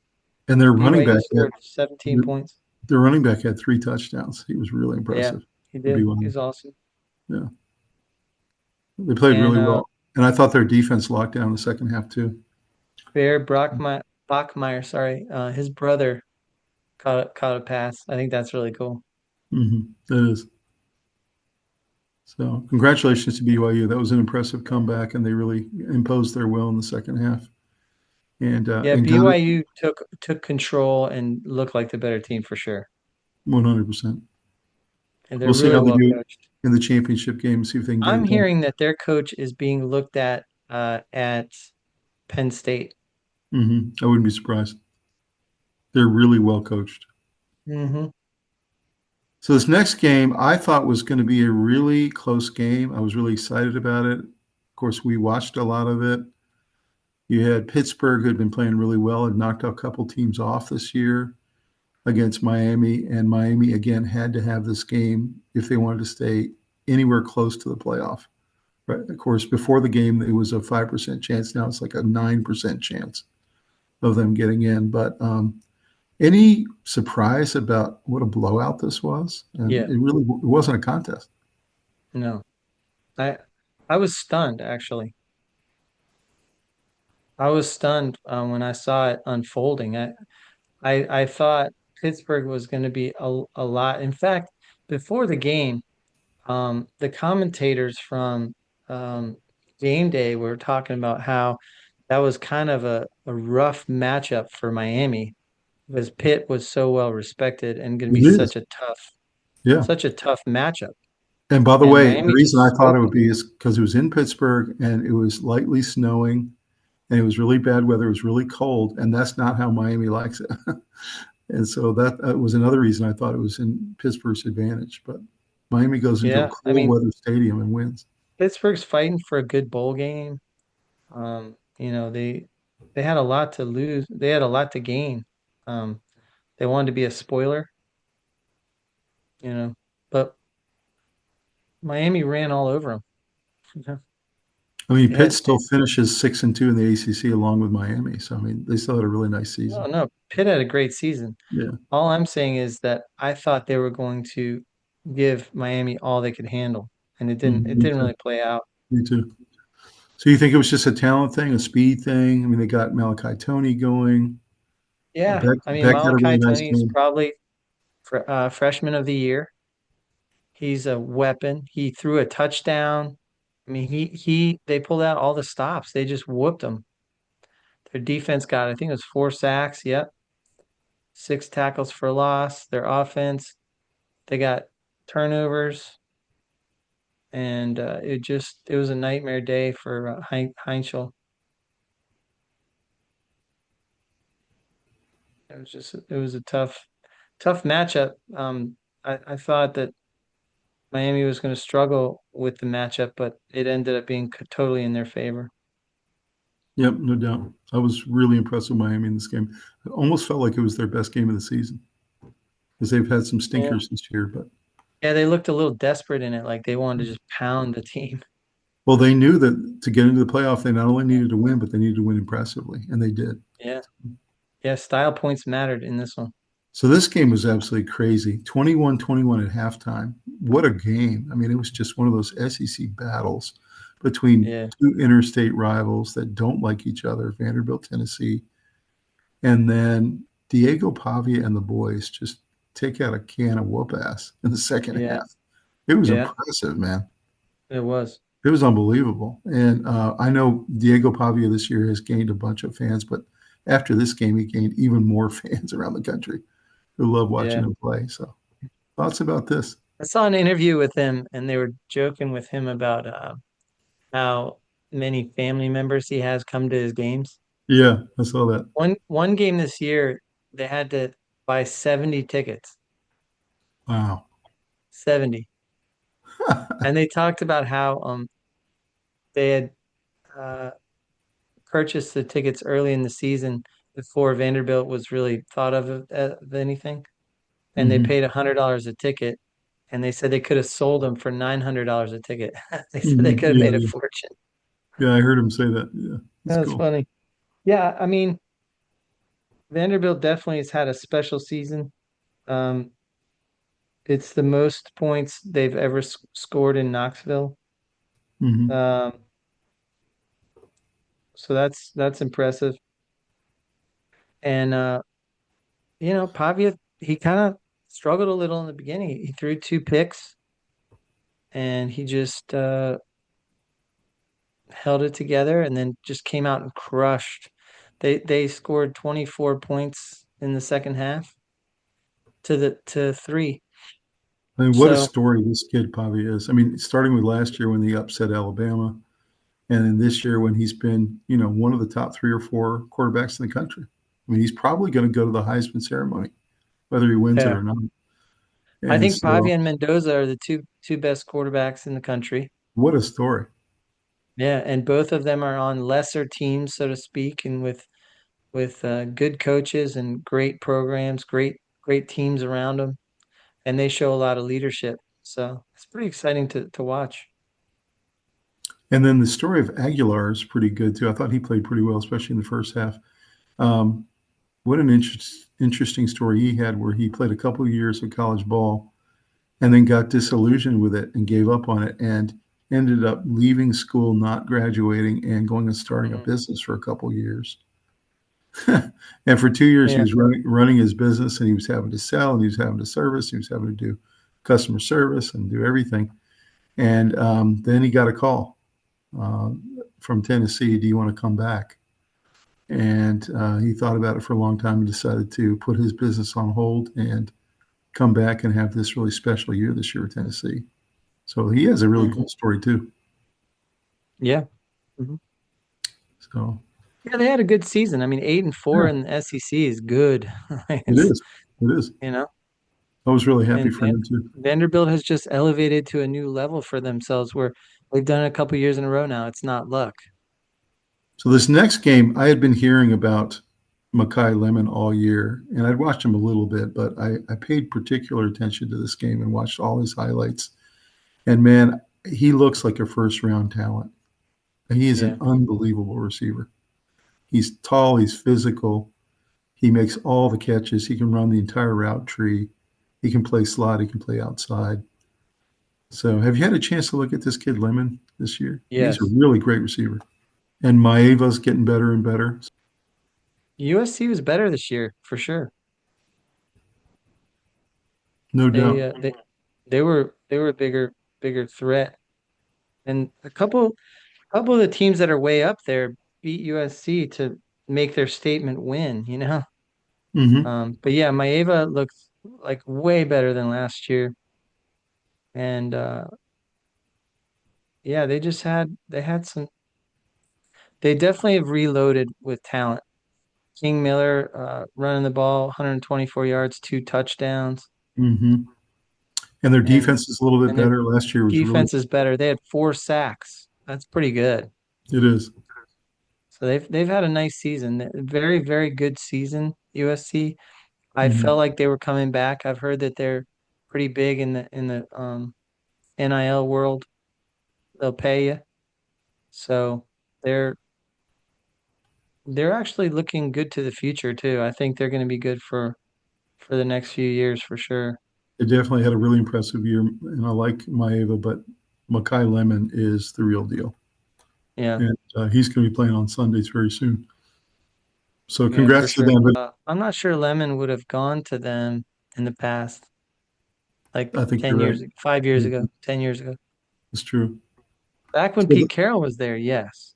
But so the since when he left, no. so the big game of the weekend for us was Virginia 27, Virginia Tech 7. And it's interesting, when I talked to you after the game, you and I had the same reaction, which was Virginia's defense played so well and forced Virginia Tech to not run the ball. And they really don't have very good quarterback play this year.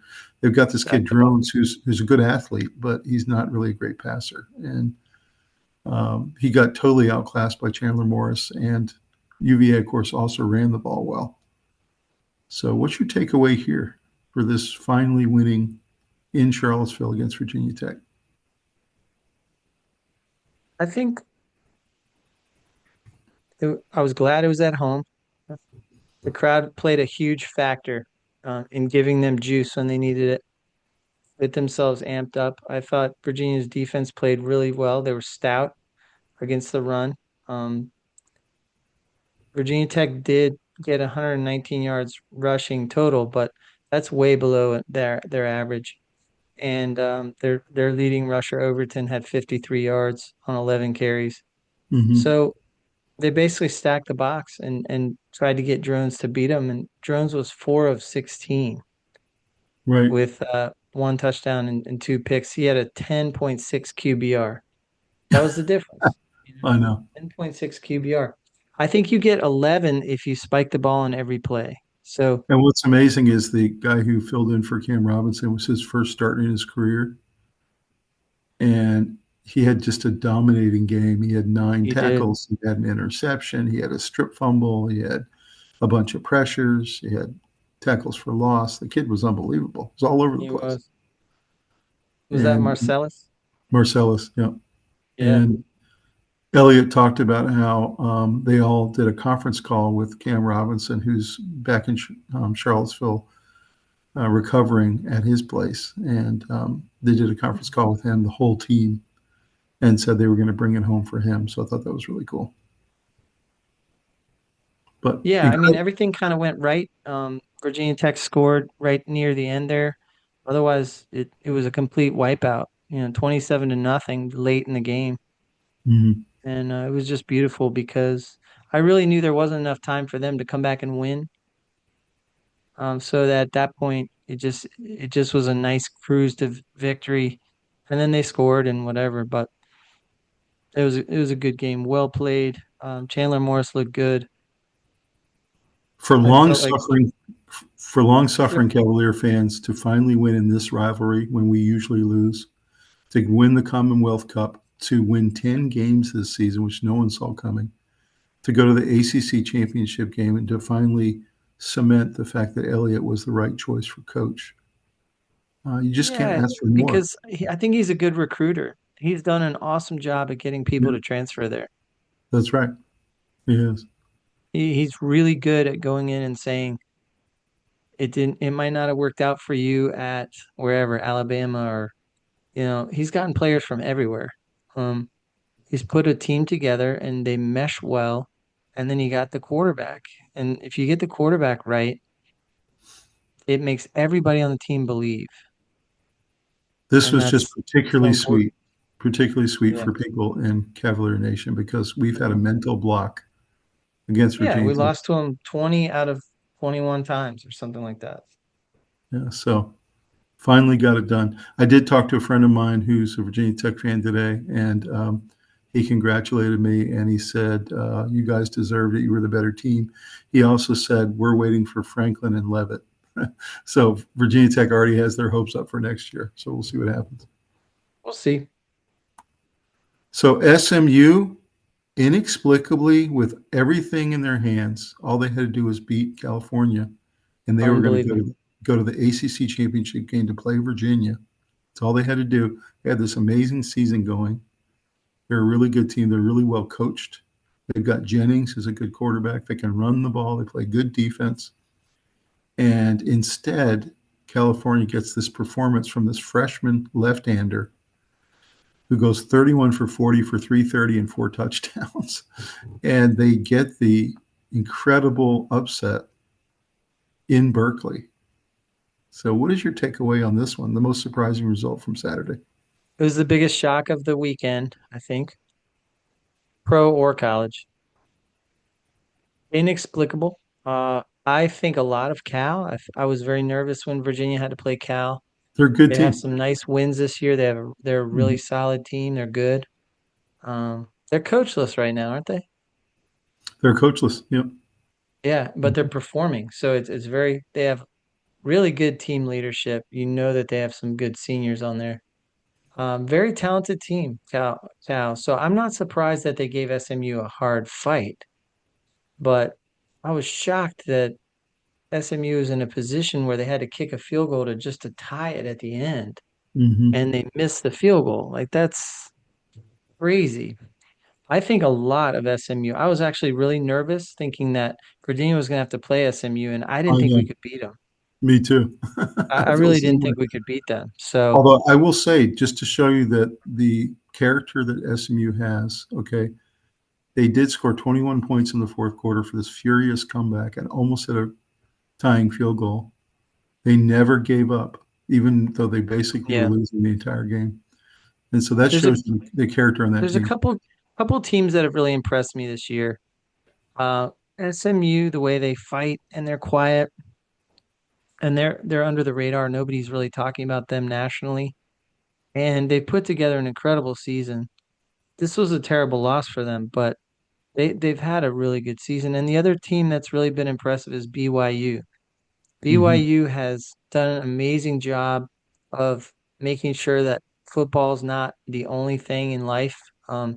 They've done a really good job of they've been raising money for their opponents, Hmm. charities in their opponents' cities, and they do big fundraisers in the for the city they're about to play in every week. It's really wild. They're impressive. I mean, BYU is impressive. But yeah, SMU was a scary prospect. I felt like they were gonna take control of Cal at some point and just win this game and then run into the championship against Virginia Hmm. next weekend. And that made me nervous because I felt like I didn't think we could beat them. You know, I don't feel that way about Duke. this is a signature win for California because they're Yeah. rebuilding, and I Yeah. don't think they're that far away. When you look at this quarterback play, No, they're a and good some of the team. weapons, they have pretty good defense. They're not that far away. I think Cal's going to be pretty No, good. no, they have Yeah. a balanced offense. Defensively, they're very sound. They had Hmm. 2 sacks. But the way they play is very sound defensively. They played us And very tough, Virginia. I think they're only Very. a couple transfers away from being good, you know? Yeah, I agree. I agree. So So yeah, that was a I don't stunning loss. I don't know how in the world SMU found a way to lose this, but I will say they never gave up. Well, they missed that kick, So the and that team was that the is end of the game. lined up potentially for the number 12 seed, although apparently the committee's looking at 4 different teams for that number 12 spot, but the team that they think has the best chance, at least in Vegas, is Tulane. And the only thing they needed to do was beat Charlotte, who was not a good program, and they beat them 27-0.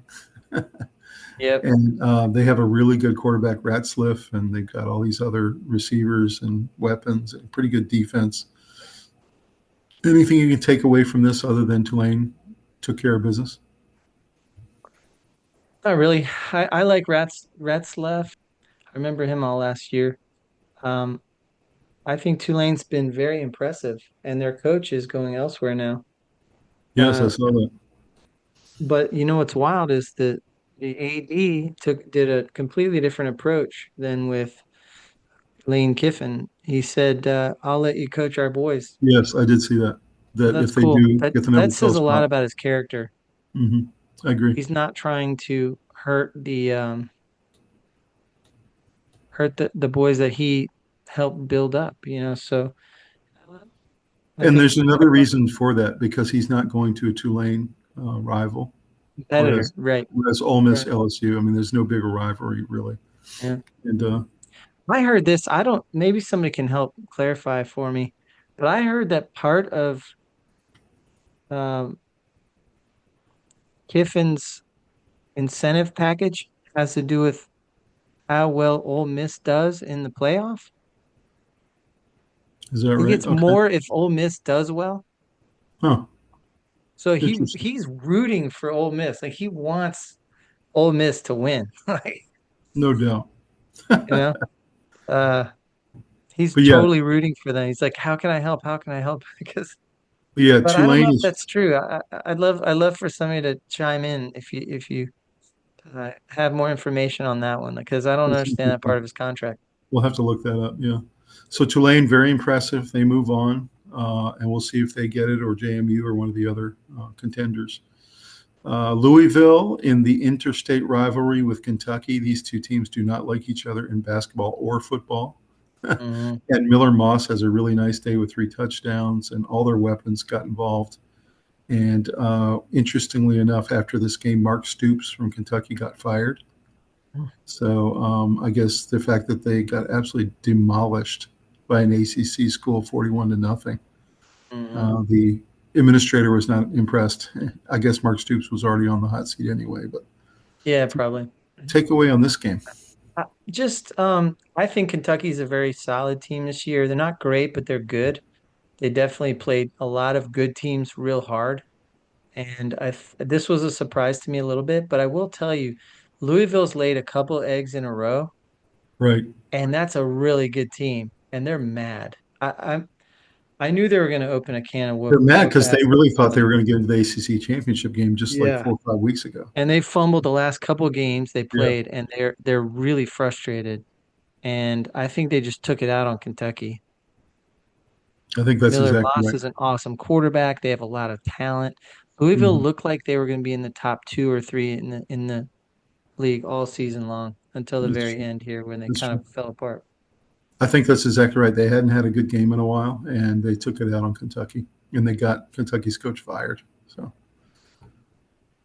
Yeah, I don't really congratulations. know if they played 10 times, this wouldn't happen very many of them. No, not 41 to nothing. I agree Mm-mm. with that. So, congratulations, Louisville. Really good season for Yeah. them. Great season. Even though it was slightly disappointing, it wasn't devastating. They really had a good season.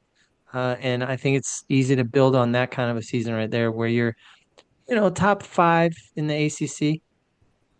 So, just like in Virginia, where we have the Commonwealth Cup, and Virginia finally brought the cup home this year, the battle for South Carolina, there's actually a trophy in this game too. And Clemson took it this year in South Carolina, so at Columbia. I told you I thought this game was going to be a really good game with Lenora Sellers and with Klubnik and these two really good coaches. And I kind of felt like maybe South Carolina had the edge in this game, but you thought Clemson did, and you were right. Mhm. I thought Clemson played really well in this game. If you look at the highlights, they were particularly solid most of the time. So, Mhm. takeaway on this game. Clemson defense was impressive. They really caused a lot of trouble. And Lenore Sellers had a nightmare season that he wants to forget. And Clemson has a lot of good players on there. Something wasn't meshing well this year for Klubnik, but By the just way, Sellers has already announced he's coming back for his fifth season. So, yeah, you kind of have to. Like I think they have you to. can't leave on that note. No, I agree. 100%. Klubnik looked pretty good. I thought they got a little running going, but I thought the Clemson defense was what the difference was in this game. I agree with you. So Clemson takes the hardware home to Clemson, South Carolina in that game.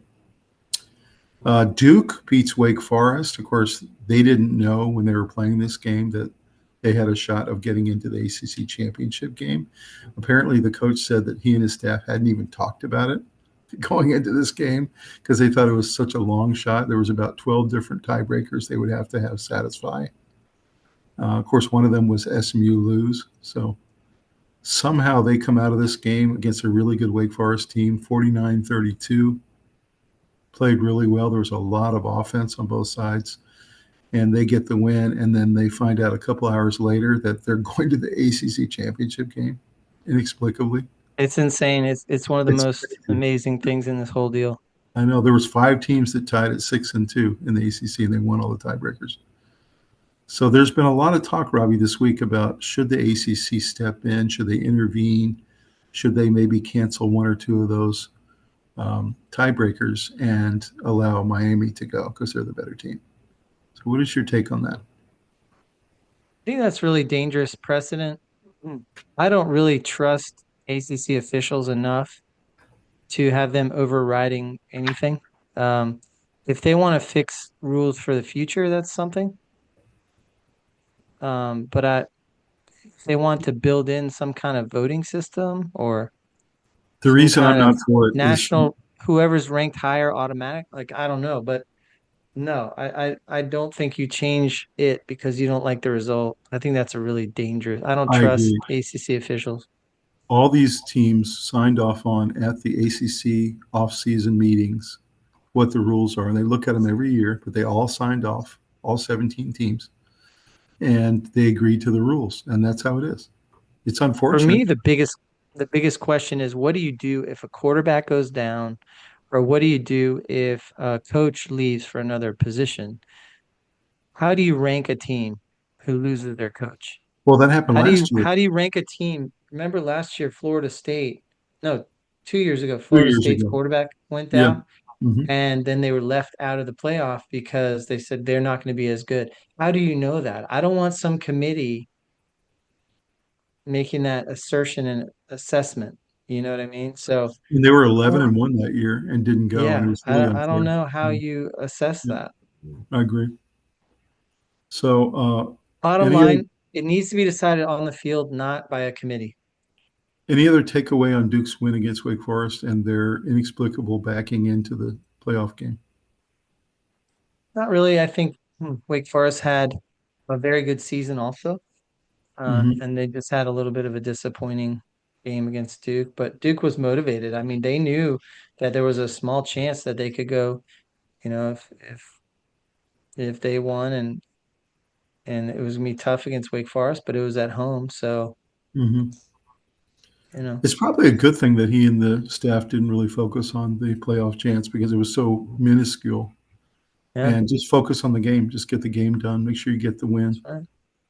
That's and then right. everything else takes care of itself. So, Yeah. congratulations to Duke. I mean, I still can't believe Yeah, I it. tip my hat, man. Duke did it. They're essentially sixth in the ACC, and they're going to the championship game. Congratulations to them. So, the Battle of Florida. There's also a plate that comes out of this game every year. And I wasn't sure what was going to happen in this game because you have Florida with no coach and you have Florida State, who's been really reeling this year after a really good start after being Alabama.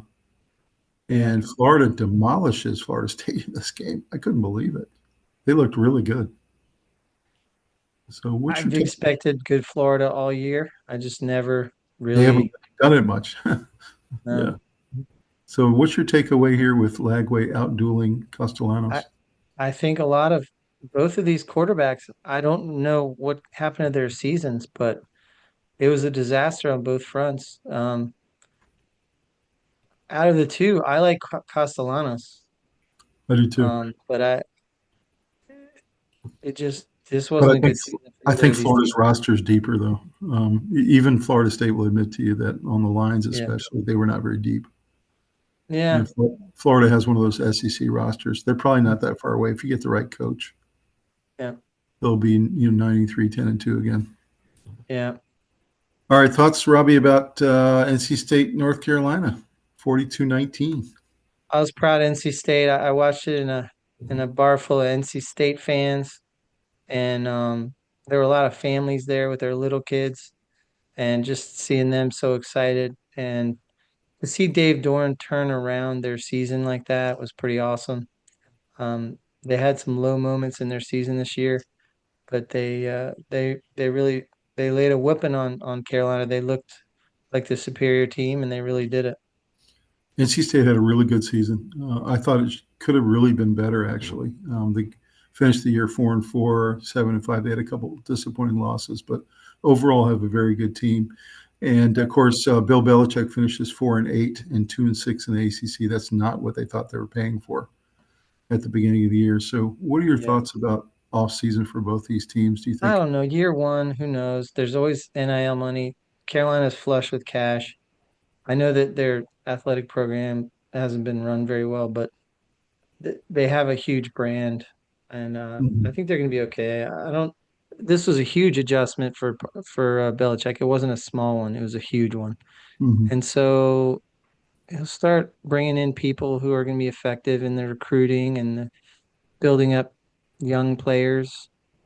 And he's having to calibrate his style to Mhm. college players, and he can't Right. just be all gruff and scream at people all the time. And That's right. he knows football. I've heard somebody talked about Belichick that he's the most effective coach they've ever seen who could coach all positions on the field. Mhm. He I can could see that. coach the punter, he can coach the kicker, the holder, the center, a corner. He can coach up a corner. He can coach up a safe, like every position on the field. Mhm. And they've said they've never seen a coach be able to do that. Wow. But he's very knowledgeable. Good season for NC State. Here's your AP Top 25 to close out the regular season. Not many changes here, Robbie. You talked about Ohio State, Indiana, Georgia, Oregon goes up to 4 from 6. Yep, Texas Tech, Ole that's right. Miss. A&M drops down to 7 with their loss. Oklahoma up to 8. I think that might be a little high, but Too Notre high. Dame, They don't have offense. Notre Dame 9, and then Alabama 10. Alabama should be higher than Oklahoma. Agreed. 100% agreed. Although Oklahoma did beat Alabama, but that's why they're Yeah. doing it that way. And then you see Miami sitting at 12. They're right in that danger zone. They were trying to get themselves up into the playoff. Same with Yeah. Texas. I think both those teams feel like they should be in, but they're likely not going to get in. Yeah. Whereas BYU, if they win, will, and Vanderbilt likely will be the fifth team out of the SEC. I think we need to go with the top 12 teams in the country. And just go with it. And Texas, just too bad they had 3 losses. That's it. Yeah. You have Virginia sitting at 16, heading into the championship game. Any surprises here? Not really. Oklahoma being up there is a little bit of a surprise. How about Arizona? Arizona, and what about JMU? Up to 19. Yeah. You know, impressive. Texas Tech. Yeah. This likely is the best 25 teams, I think. North Texas is in there. All right, let's take a look at our subscriber challenge of the week. Which teams will win their conference championships? And we're asking you guys, Alabama or Georgia? You've heard from both of us. We say Georgia. You guys drop us a comment which one you think is going to win the SEC championship game. Big Ten, I said Indiana. Robbie, you were kind of hedging on this one. What do you think? I think Ohio State is the better team. I think Indiana's better coached. I think quarterback edge goes to Indiana. Talent, though, I think Indiana's winning at halftime and Ohio State wins in the end. Okay. Drop us a comment, guys, if you agree with Robbie or me. I think Indiana gets it done, and then Ohio State wins the Natty.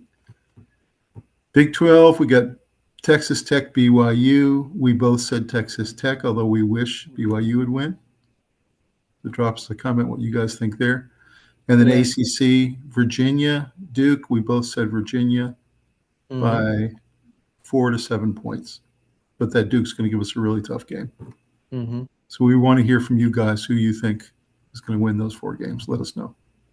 All right, Robbie, what are you most excited about, man, going into championship weekend?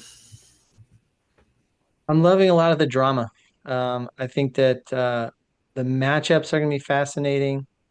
The level of play has been very high.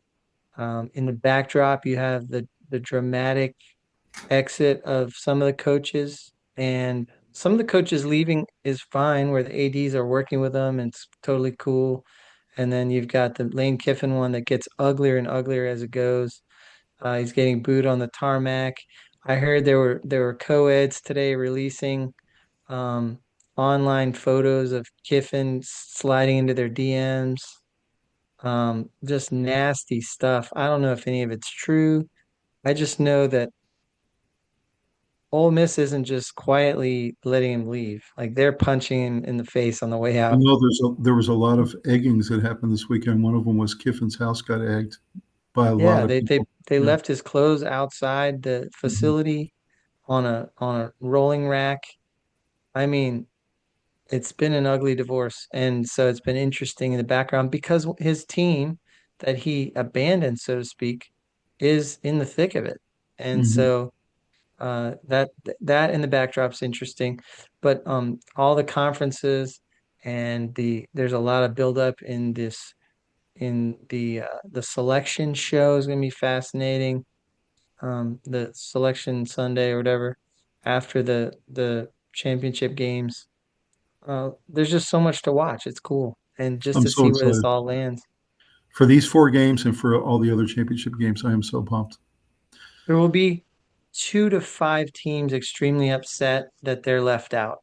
We have selection Sunday coming up soon, guys. We will cover that in our preview show. Guys, thank you so much for joining tonight and going on this ride with us this year. And college football just gets better and better and better. So we really appreciate you joining us tonight.